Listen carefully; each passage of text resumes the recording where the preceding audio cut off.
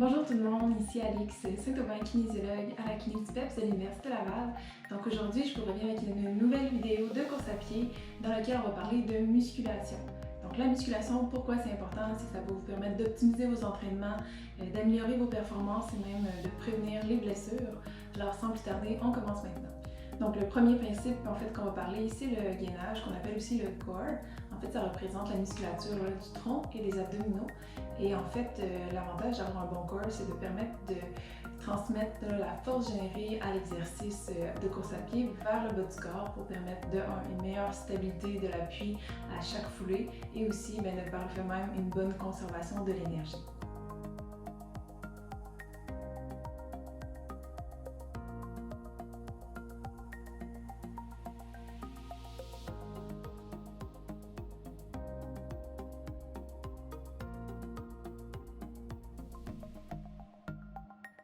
La deuxième composante qu'on va vouloir intégrer, c'est la musculation, notamment la musculation des muscles utilisés à la course. Donc, on peut parler des quadriceps, des ischio-jambiers, des fessiers et tous les muscles du haut du corps qui vont permettre une bonne stabilité, donc les pectoraux et le dos.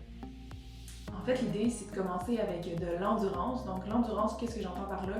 C'est un exercice qu'on va répéter entre 12 à 15 fois, dans lequel les répétitions ne seront pas maximales, mais vont être quand même assez modérées. L'idée, c'est de commencer avec un programme d'endurance qui va durer entre 4 à 8 semaines, donc ça représente 1 à 2 mois ou 1 à 2 mésocicles.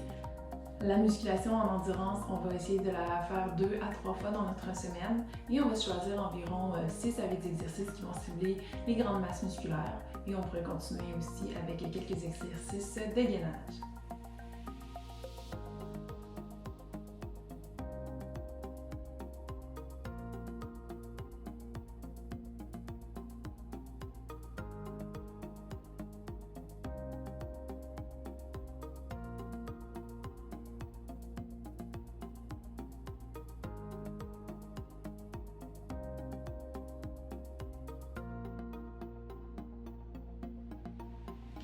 Donc, le programme de musculation en endurance va s'adresser aux gens qui vont vouloir faire au-delà de 15 minutes de course en ligne.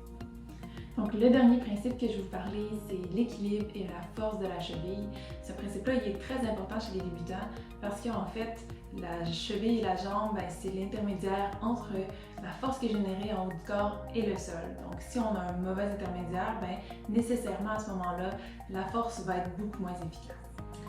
Donc, en d'autres mots, d'avoir une bonne force de la cheville, ça nous permet d'avoir un appui au sol qui est fort et stable et ça va nous permettre d'être très efficace lors de notre foulée.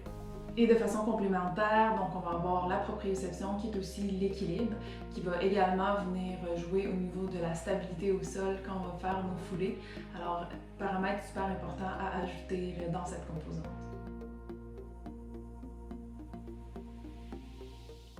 Pour les exercices d'équilibre, on peut choisir également de les faire en chaussettes ou nu-pieds idéalement.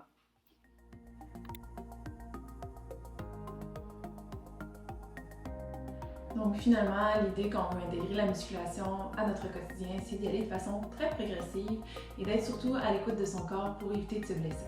J'espère que ces conseils vont vous être utiles pour intégrer la musculation à votre routine de course. Donc, je vous rappelle que ces conseils-là s'adressent pour les débutants et que bien sûr, il existe d'autres principes d'entraînement qui s'adressent peut-être aux coureurs qui sont plus intermédiaires.